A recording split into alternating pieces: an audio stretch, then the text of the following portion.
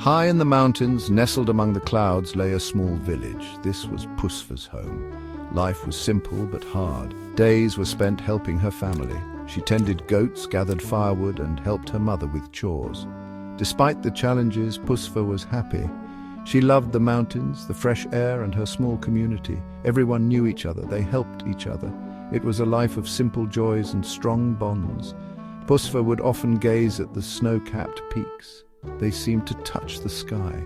The mountains were her protectors, standing tall against the wind and the rain. They were a source of strength and inspiration for her. She felt a deep connection to her home, to the mountains, and to the people who lived there.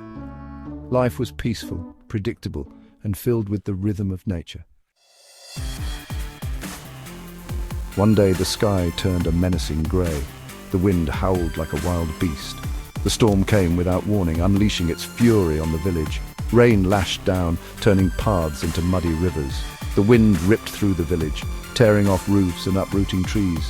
Fear gripped the villagers. They huddled in their homes, praying for the storm to pass. The sound of the wind was deafening. The fragile houses groaned under the onslaught of the wind and rain. The once familiar paths were now treacherous, hidden beneath a torrent of water. The storm seemed to go on forever, each roar of thunder a blow to the heart of the village. Panic started to set in. What if the storm didn't stop? What if their homes couldn't withstand the fury? As the storm raged, Puspa thought of her neighbors. She knew the storm was dangerous, especially for the elderly. Fear tried to hold her back, but Puspa had a brave heart.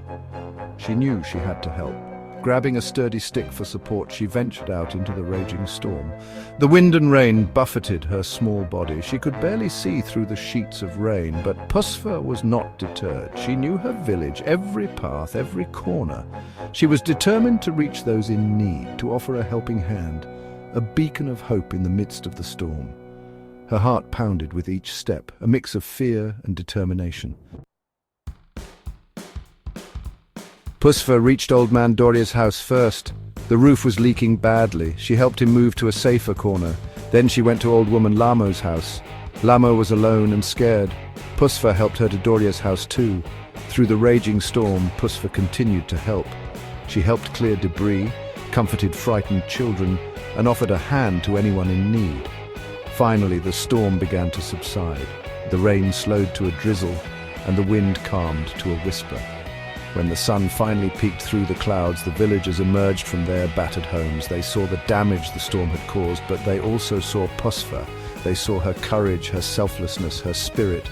They realized that their little Puspa was a true hero.